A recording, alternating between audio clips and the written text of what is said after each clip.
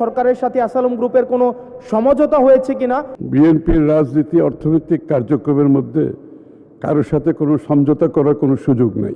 দেশের ব্যাংকিং খাত নিয়ে সংসদ সদস্যদের কঠিন সব প্রশ্নের মুখে পড়েন অর্থমন্ত্রী আমির খসরু মাহমুদ চৌধুরী। ২১ এপ্রিল এনসিপির সংসদ সদস্য হাসনাত আব্দুল্লাহ বলেন, জনতা ব্যাংক থেকে বেক্সিমকো গ্রুপ একাই ২৫,০০০ কোটি টাকা ঋণ নিয়ে এখন খেলাপি, আর ইসলামী ব্যাংক ৯২,১১৫ কোটি টাকা ঋণের ধারক। এর মধ্যে এস আলম গ্রুপ একাই ৮০,০০০ কোটি টাকা ঋণ খেলাপি। এক পর্যায়ে তিনি অর্থমন্ত্রীর কাছে জানতে চান, সরকারের সঙ্গে এস আলম গ্রুপের কোনো সমঝোতা হয়েছে কিনা। সরকারের সাথে আসালম গ্রুপের কোনো সমঝোতা হয়েছে কিনা? জবাবে অর্থমন্ত্রী বলেন, বিএনপির রাজনীতিতে অর্থনৈতিক কার্যক্রমে কোনো সমঝোতার সুযোগ নেই। বিএনপির রাজনীতি অর্থনৈতিক কার্যক্রমের মধ্যে কারোর সাথে কোনো সমঝোতা করার কোনো সুযোগ নাই। বিএনপি যতবারই সরকারে এসেছে ফাইন্যান্সিয়াল ডিসিপ্লিন নিয়ে কোনো প্রশ্ন আসে নাই। Macro strategy, macro economic stability নিয়ে কোনো প্রশ্ন উঠে নাই। শেয়ার বাজার লুটপাট নিয়ে কোনো প্রশ্ন উঠে নাই। সো বি অ্যাসিওর্ড, বিএনপির রাজনীতিতে অর্থনৈতিক পরিকল্পনায় সমঝোতার কোনো সুযোগ নাই। এবং যারাই ব্যাংক থেকে টাকা নিয়েছে, পালিয়ে গিয়েছে, সকলের বিরুদ্ধে মামলা হয়েছে।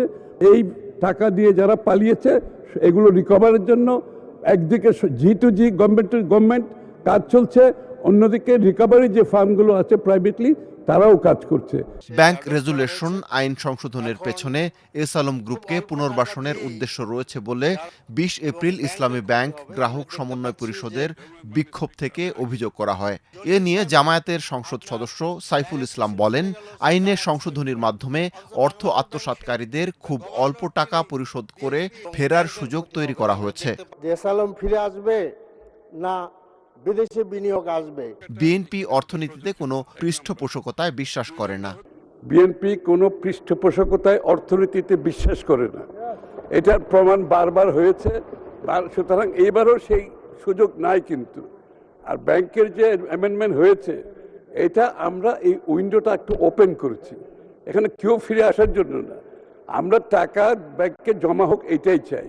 সুতরাং এটা একটা new opportunity, new window. Existing share হোল্ডারও নিতে পারেন, যে কোনো বিনিয়োগকারীও নিতে পারেন। This window is open for everybody. এছাড়া সম্পূরক প্রশ্নে স্বতন্ত্র সংসদ সদস্য রুমিন ফারহানা বলেন, বিএনপি সরকার দায়িত্ব গ্রহণের পর মাত্র ৫২ দিনে ব্যাংক থেকে ঋণ নিয়েছে ৪৪,৫০০ কোটি টাকা। এমন পরিস্থিতিতে রাজস্ব বাড়ানোর ক্ষেত্রে এবার নতুন কোনো পরিকল্পনা নেওয়া হচ্ছে কিনা।